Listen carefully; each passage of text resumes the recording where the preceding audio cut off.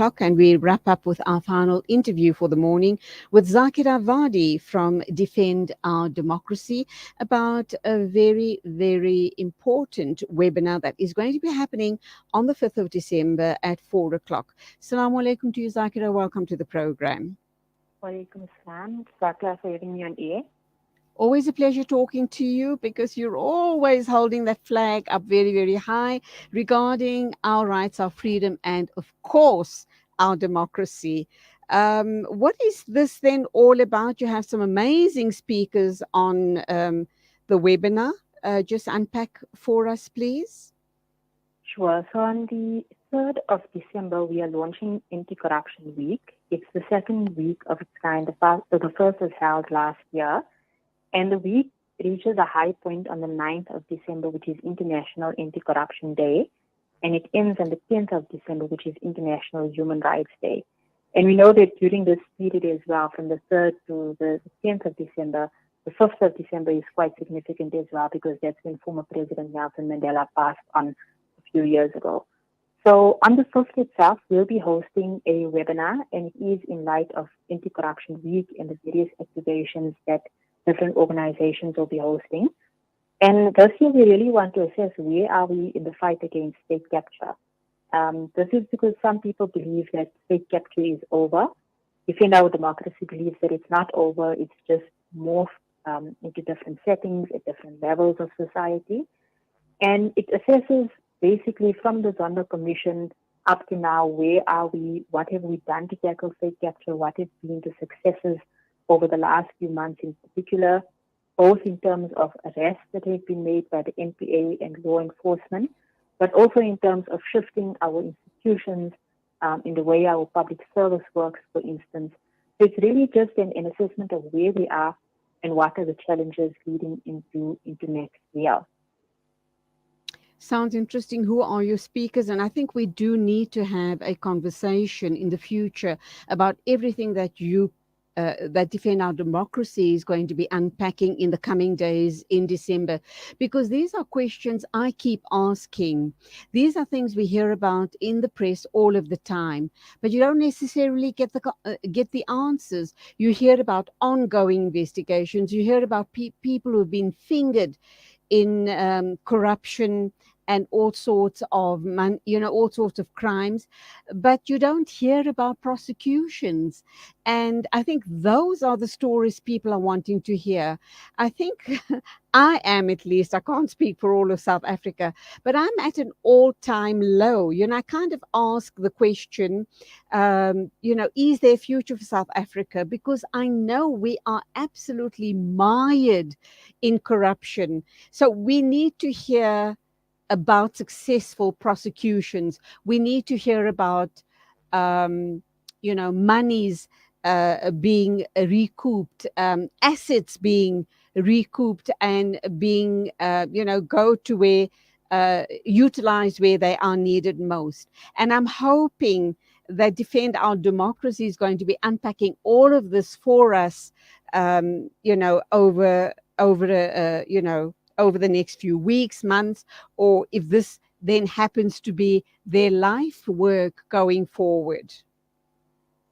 Definitely. So in terms of the key speakers, one is J.P. Landman.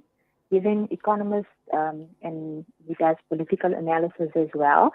And he's recently written, and he does this every year, an assessment of what work has been done in terms of tackling capture and corruption. And although it may seem surreal to believe in light of, I think, just the barrage of corruption cases that we hear about almost on a daily basis, there has been some significant headway. So there's been some important arrests that have taken place this year.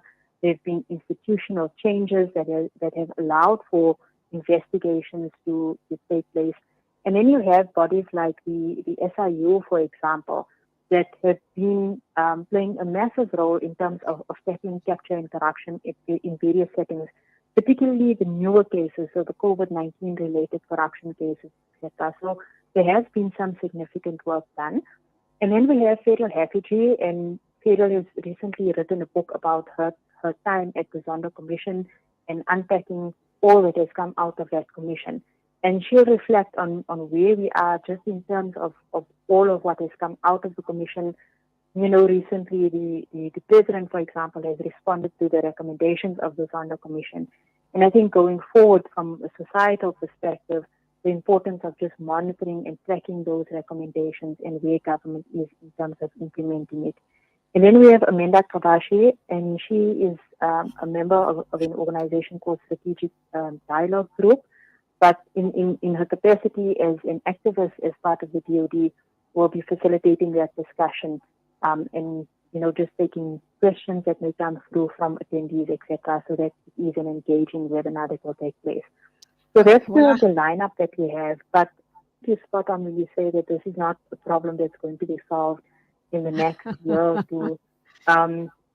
It's really the long haul. Yeah. And beyond government, I think it's really up to the public as well. And I want to give one quick example.